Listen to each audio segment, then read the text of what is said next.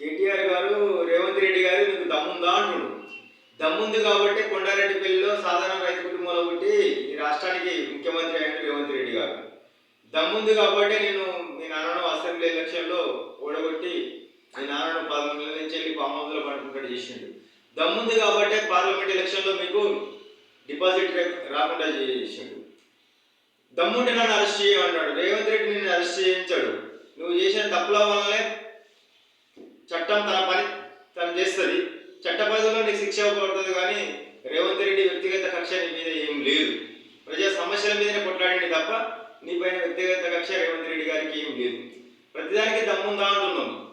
దమ్ముంది కాబట్టి 21,000 కోట్లు రైతులకు రుణమాఫీ చేసి 25 లక్షల మంది రైతులకు ఇచ్చిన మాట ప్రకారం సంవత్సరం లోపే దమ్ముంది కాబట్టి ఇవాళ 500 బోనస్ ఇచ్చాడు రైతులకు. దమ్ముంది కాబట్టి ఉచిత మహిళ బస్సు సౌకర్యం కల్పిస్తున్నాడు. దమ్ముంది కాబట్టి రేపు ఇల్లు ఇస్తున్నాడు. ఇలా దమ్ముంది కాబట్టి 55,000 ఉద్యోగాలు ఇచ్చాడు. నువ్వు శ్వేతపత్రం విడుదల చేయంటున్నావు. నువ్వేంటి అడిగేది శ్వేతపత్రం? 10 సంవత్సరాలలో నువ్వు ఇంటికో ఉద్యోగం ఇచ్చినవా? డబుల్ బెడ్రూమ్ ఇచ్చినావా? 3 ఎకరాల దళితులకు 3 ఎకరాల భూమి ఇచ్చినావా? ఏ వాగ్దానం నెరవేర్చినావు? నిరుద్యోగులకు నిరుద్యోగ వృద్ధి ఇచ్చినావా?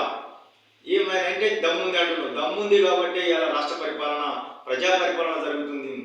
రైతులకు కూడా పంట పండించే వారికే మేము రైతు బంధిస్తామని దమ్ముంది కాబట్టి చెప్తున్నాడు. ఇలా ప్రజలు కట్టే పన్నుల ద్వారా మాత్రమే ప్రభుత్వానికి ఆదాయం వస్తుంది. ఆ ప్రజల పన్నులనే రైతులకు ఇవ్వవలసి ఉంది కాబట్టి అన్యాకృతం కావద్దని రాళ్ళు రప్పలు గుట్టలు రియల్ ఎస్టేట్ భూముల ఇయ్యము, పండించే ప్రతి రైతుకు కూడా ఇస్తామని దమ్ముంది కాబట్టి చెప్తున్నాడు రేవంత్ అన్న. 15,000 చేస్తున్నారు, మీరు 10,000 ఇస్తే మీరు 25,000 కోట్లను ప్రజాధనాన్ని దుర్వినియోగం చేసిండ్రు. ప్రజలు కట్టే పన్నును దుర్వినియోగం చేసిండ్రు. ఇలా రైతు పండిస్తే ప్రతి రైతు కూడా ఎన్ని ఎకరాల నుండి దాన్ని రైతు బంధు ఇస్తా అంటుండు.